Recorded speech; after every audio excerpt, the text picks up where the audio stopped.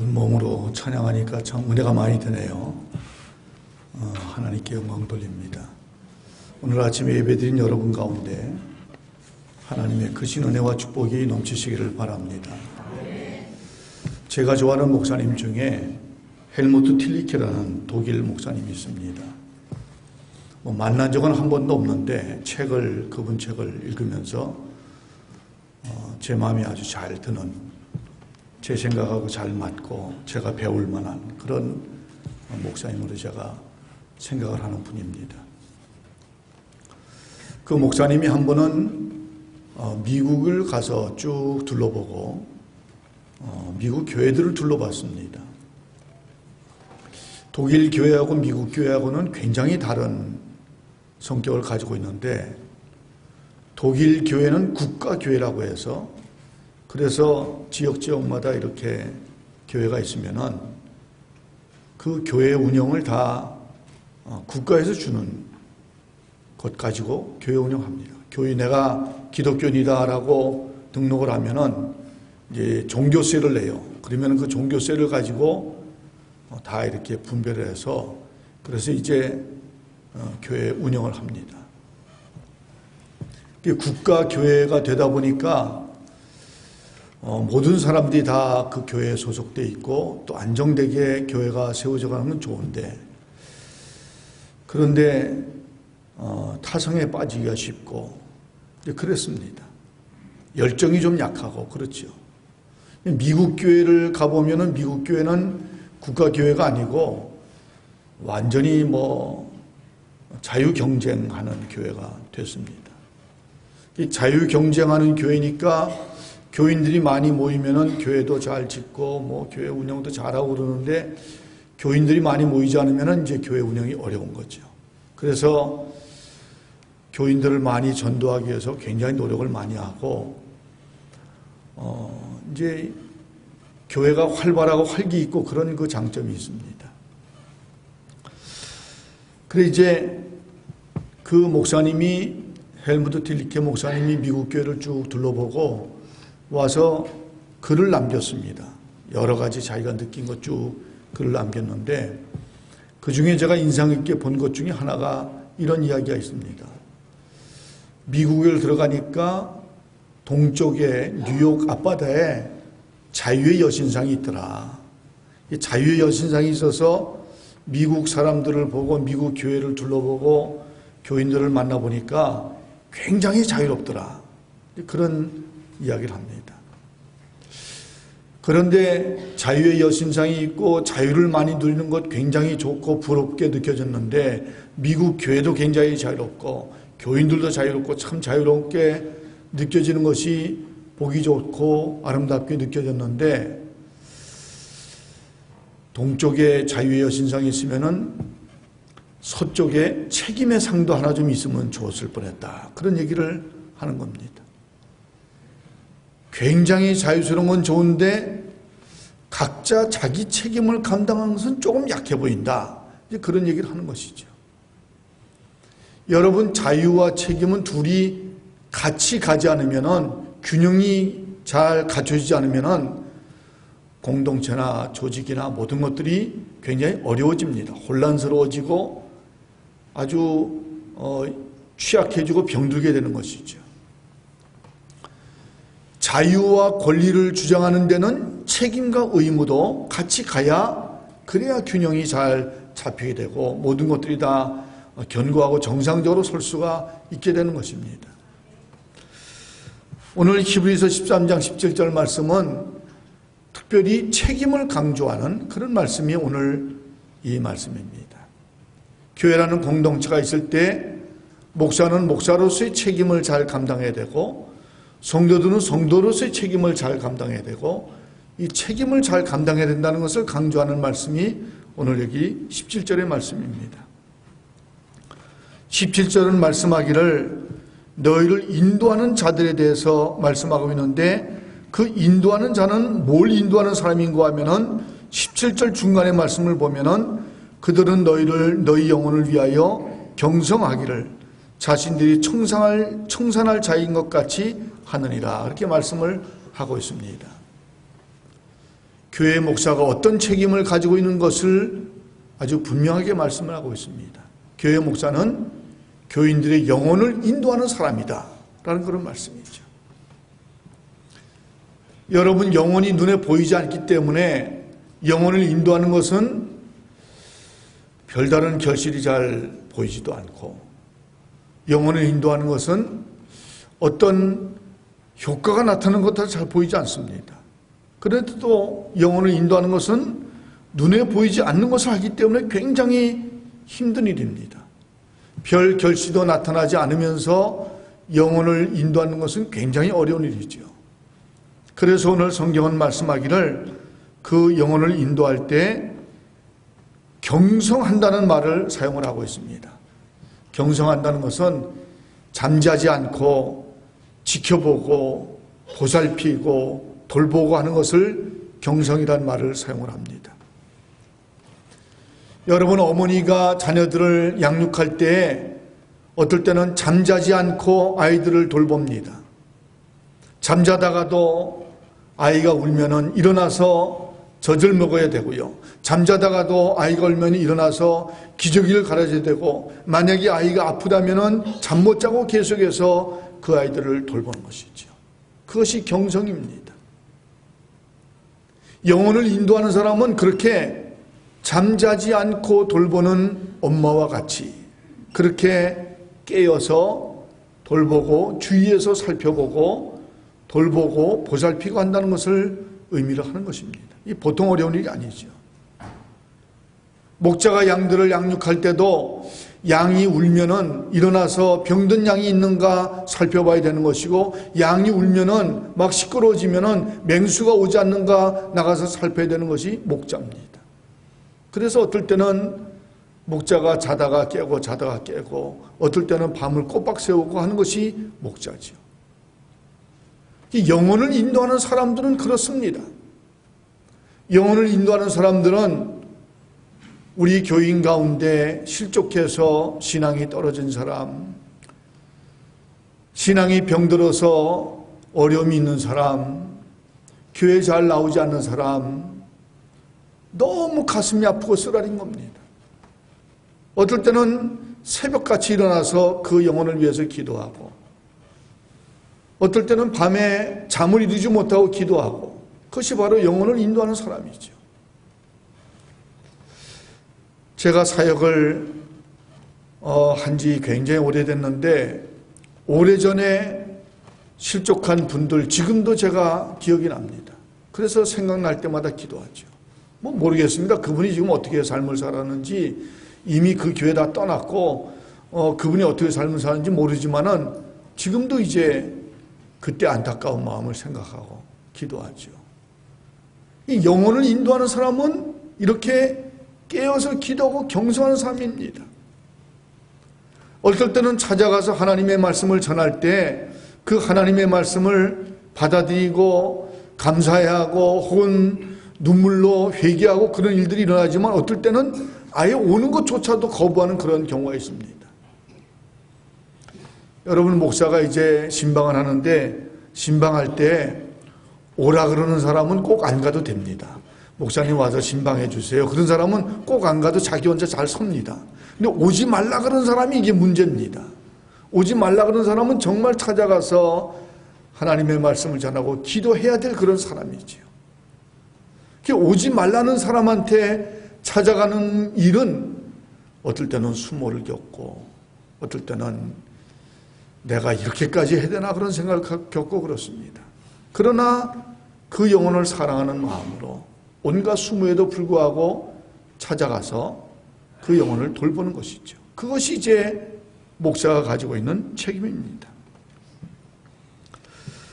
오늘 17절 중간에는 또 말씀하기를 이 영혼을 인도하는 목사들은 자신들이 청산할 자인 것 같이 하느니라 말씀을 하고 있습니다. 하나님 앞에 가서 내가 맡은 영혼에 대해서, 하나님께서 이 영혼을 나한테 위임해 주셨는데 이 영혼을 얼마나 잘 돌봤는지, 얼마나 건강하게 잘 양육했는지 하는 것을 하나님 앞에 가서 보고하고 그것을 계산하고 청산할 자 같이 그렇게 선다 그런 말씀입니다. 여러분, 이스라엘 백성들이 범죄했습니다. 우상을 만들어 놓고 우상 숭배했어요. 금송아지를 만들어 놓고 거기에 경배했습니다.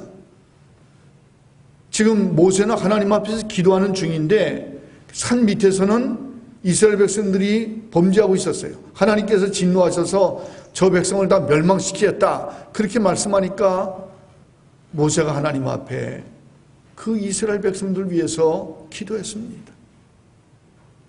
자기가 낳은 사람들 아니지만은 하나님께서 그에게 위임한 영혼들이기 때문에, 하나님께서 그에게 책임을 맡겨주신 영혼이기 때문에 하나님 앞에 기도했습니다. 용서해달라고 기도했습니다. 자기가 죄진 거 아니지만은 그러나 그 백성을 위해서 용서해달라고 기도했습니다. 기도하는지 심지어 뭐라고 기도했는가 하면은 하나님 저 백성을 용서해 주십시오. 용서해 주지 않으시려면은 내 이름을 생명책에서 지워버려 주십시오. 그리고 하나님 앞에 기도했습니다. 자기 영혼을 걸고 영원한 생명을 걸고 하나님 앞에 기도한 것입니다. 바로 그것이 목사입니다. 이제 나중에 하나님 앞에 가서 박 목사님도 나중에 이제 하나님 앞에 가서 행복을 전하는 교회 아무개 집사하고 이렇게 쭉 다 하나님께서 그 심판하실 때 옆에서 가서 보고하는 거죠. 그 집사님이 이렇게 신앙생활을 했습니다. 가서 변명도 하고 변호도 하고 하나님 앞에 결산을 해야 되는 것입니다. 이 두렵고 떨리는 일입니다. 그것이 바로 목사가 가지고 있는 책임입니다. 여러분, 오늘 이 위임 예식을 하는데, 위임 예식을 한다는 것은 교회가 더 견고해지고 탄탄해지는 그런 예식을 지금 하는 것이다. 목사는 목사대로 하나님 앞에 서약하고 교인은 교인대로 하나님 앞에 서약하고, 그래서 같이 다 자기 책임을 잘 감당하므로 교회가 탄탄해지고 견고해지는 예식을 하는 것이다. 이제 그 말씀입니다. 목사님은 하나님께서 위임하시고 맡겨주신 영혼을 경성해서 깨어서 보살피고 돌보고 마지막에 하나님 앞에 가서 그것을 결산하는 책임을 가지게 되는 것이죠. 교인들이 가진 책임도 오늘 성경은 말씀하고 있습니다. 17절 제일 상반절 말씀 보면은 너희를 인도하는 자들에게 순종하고 복종하라고 말씀을 하고 있습니다. 순종하고 복종하라, 각각 다른 어휘를 사용해서 강조해서 거듭해서 이야기하는 것은 반드시 순종을 해야 된다, 그런 말씀입니다. 만약에 여러분의 목사님, 박 목사님이 무슨 이단으로 가자 그러면 순종하지 마십시오. 박 목사님이 자기 개인적인 이익을 얻기 위해서 여러분에게 어떤 길로 인도한다면은 그 순종하지 마십시오. 그러나 박 목사님이 하나님의 영광을 위해서 여러분을 인도하면은 순종하십시오. 여러분의 영혼을 건강하기 위해서 인도하시면은 순종하십시오. 순종하고 복종하라고 말씀을 하고 있습니다. 반드시 순종을 해야 되는 것이죠. 성경은 말씀하기를 17절 끝 하반절 쪽으로 가면서 말씀하기를 인도하는 자들로 하여금 즐거움으로 이것을 하게 하고 근심으로 하게 하지 말라고 말씀을 하고 있습니다. 교인들이 영혼을 돌보는 일을 하는데, 교인들이 영혼을 인도하는 일을 하는데 그 일을 하는 것을 즐거움으로 하도록 근심하지 않도록 해야 된다 그런 말씀이죠. 순종하면은 즐거움으로 합니다. 근데 불순종하면은 근심하는 거죠. 여러분, 아이들이 이렇게 아이들을 키워보면은 한 두세 살까지가 일생 동안 줄 기쁨을 다 주는 것 같아요. 그 다음에 이제 고담서부터는 이제 근심하게 하기 시작합니다. 벌써 불순종하기 시작해가지고 얼마나 근심을 하게 하는지. 그러다가 이제 한 사춘기에 접어들기 시작하면은, 그 무섭다는 중2가 되기 시작하면은, 그러면 이제 얼마나 근심을 하게 하는지 모릅니다. 벌써 깰 때부터 잠들 때까지 학교 가면은 제대로 잘 가는지, 오면은 제대로 잘 나왔는지, 학교에서 무슨 일 없었는지, 집에 들어와서도 자기 방에 틀어박혀가지고 있으니까 무슨 짓을 하는지 그 사춘기가 되면 아이들이 반항, 저항심이 굉장히 많아가지고 이건 불순종도 그런 불순종이 없습니다. 그래도 잘 얼려가지고 달래서 먹여야지, 입혀야지, 또 학자금 다 줘서 공부시켜야지, 그렇게 불순종하고 반항하고 저항하는데 부모는 또 열심히 먹이고 입히고 다 그걸 맞춰줘야 되고 얼마나 근심하게 하는지 모릅니다. 여러분, 근데 성경은 말씀하기를 그렇게 근심하고 불순종하고 근심하게 하면은 너희에게 유익이 없다고 말씀하고 있습니다. 인도하는 사람한테 유익이 없는 게 아니고 그 인도를 따라가는 사람에게 유익이 없다 그런 말씀입니다. 리더에게 유익이 없는 게 아니고 팔로워에게 유익이 없다 그런 말씀이죠. 여러분, 부모님이 아이들한테 잔소리하고 책망도 하고 그럽니다. 그 불순종하는 아이들한테 때로는 달래기도 하고 때로는 책망도 하고 그럽니다. 왜 그렇게 할까요? 저 잘되라 그러는 겁니다. 뭐 열심히 공부해라, 이렇게 해라 저렇게 해라 얘기하는 게 다 저 잘되라 그러는 거죠. 그 아이들을 그렇게 잘 키워가지고 부모가 무슨 특별한 특볼 게 있습니까? 요즘에 이제 부모가 자녀들한테 그 자녀들이 부모를 잘 돌보고 이렇게 보살피고 그런 거 기대하기 어려운 시절입니다. 이제는 다 크면은 다 결혼하면 다 그냥 자기들 사는 거죠. 엊그저께 저희 후배 목사님이 아들 결혼을 시켰어요. 그러고는 이제 저하고 만나서 같이 식사하는 제가 그랬습니다. 요즘에는 아들 결혼시키면은 그 아들이 며느리의 남편인 줄 알아야 된다. 그러고 얘기를 했는데 그거는 제 경험에서 하는 얘기입니다. 다 저희들이 말썽을 피우고 편안하게 잘 살면 그게 효도입니다. 다른 효도 기대할 것도 없어요. 열심히 잘 키우는 거는 저 잘되라고 키우는 거거든요. 손해는 누구에게 손해인가 하면은 불순종하는 사람에게 손해가 가는 겁니다. 자기 신앙이 손상이 되는 것이고 자기 신앙이 병들게 되는 것이죠. 불순종하면은 자기가 손해보고 교회가 손해를 보는 것입니다. 공동체가 손해를 보고 교회 공동체가 병들게 되는 것이죠. 여러분, 오늘 위임 예식을 하는 것은 목사님 개인을 무슨 세워주려고 그런 예식이 아닙니다. 교회 공동체를 견고하기 위한 예식을 하는 것입니다. 목사님은 교회 앞에서 하나님 앞에서 내가 교회 모든 성도들에 대해서 그 영혼을 책임지고 잘하겠습니다. 하나님께서 위임을 하셨으니까 책임지고 잘하겠습니다. 그렇게 서약을 하는 거고요. 교인들은 또 하나님 앞에서 온 교회 공동체 앞에서 목사님의 인도하심, 지도하심에 잘 순종하고 따라가겠습니다. 그래서 교회 공동체를 견고하게 탄탄하게 하겠습니다. 그런 서약을 하는 것입니다. 목사님은 목사님으로 교인들의 영혼을 책임지고 잘 감당하는, 잘 돌보는 그런 책임을 감당할 수 있게 되기를 바랍니다. 우리 성도들은 또 목사님의 지도하심에 잘 순종함으로 인해서 공동체를 견고하게 세우기를 바랍니다.